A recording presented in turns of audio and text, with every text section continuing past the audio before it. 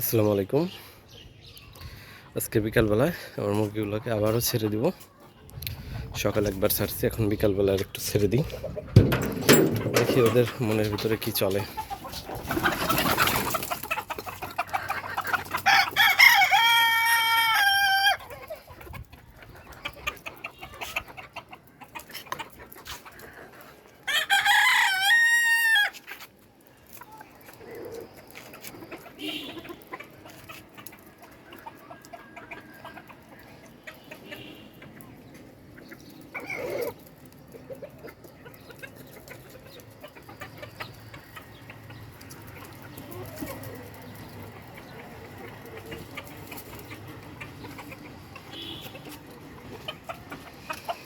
এই যে সবাই আর কি টুকটাক খাওয়ার চেষ্টা করে, পোকামাকড় যাই পাক সেগুলোই খাওয়ার চেষ্টা করে।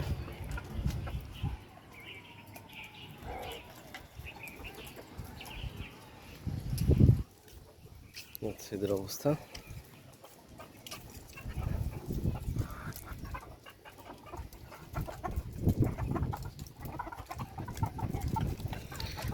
যেখানে যাই পাক না কেন খাওয়ার চেষ্টা করে। দেখতে পাচ্ছেন, আর্জেন্টিনা যদি যে রাত্রে আর্জেন্টিনা জিতবে ওই রাত্রে একে জবাই করে খাওয়া হবে। এখানে এই যে দেখতে পাচ্ছেন দুইটা মোরগ অলরেডি আছে, একে খেয়ে ফেলবো।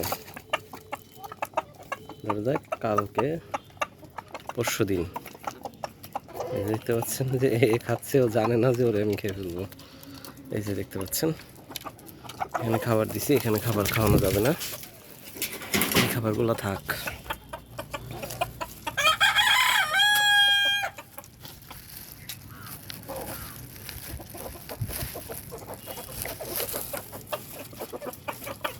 কত খাওয়ার পাগল এরা, কি পরিমাণ খাওয়ার পাগল হইলে মানে এত কাছে এসে খাচ্ছে। দেখতে পাচ্ছেন যে আমি কত কাছে, তারপর এদেরকে একটা মুড়ি খাইতে দিই।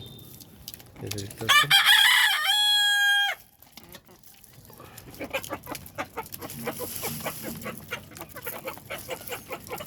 যে মুড়ি দিছি খাইতে।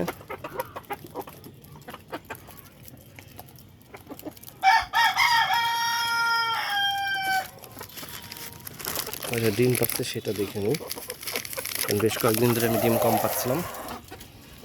ডিম কয়টা পাচ্ছে সেটা আমি একটু দেখবো। অনেক দিন যাবত আমি ডিম কম পাচ্ছি, আসলে কি বলবো কি কারণে কম হচ্ছে এটা আমি বুঝতে পারছি। কৃমি ডোজ দিতে হবে। দেখে আছে কয়টা পারছে, আলহামদুলিল্লাহ। সকালে আমি কালকে থেকে নোটিশ করার চেষ্টা করতেছি। এখানে আছে হচ্ছে 5, 4, 9টা, 9,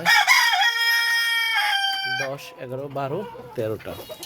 13, এটাও আমার কাছে কম মনে হচ্ছে, কারণ হচ্ছে আমার ডিম পারে 15 থেকে 16টা, আমি 13টা ডিম পাইছি। আর কত 2 দিনে আমি 10টা 11টা করে ডিম পারছে, 12টা করে ডিম পারছে, আমার কাছে কমই মনে হয়েছে। কারণ ডিম পাড়ার কথা হচ্ছে 15টা ডিম পালে মোটামুটি স্যাটিসফাই, 14, 15, 16-এর ভিতরে থাকলে।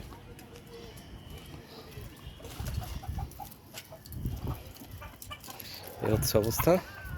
সবাই ভালো থাকবেন, দোয়া করবেন। আল্লাহ হাফেজ। আমি এদেরকে অবশ্যই কৃমির ডোজ দিব, কৃমির ডোজ দিলে ঠিক হয়ে যাবে। সবাই ভালো থাকবেন। আল্লাহ হাফেজ।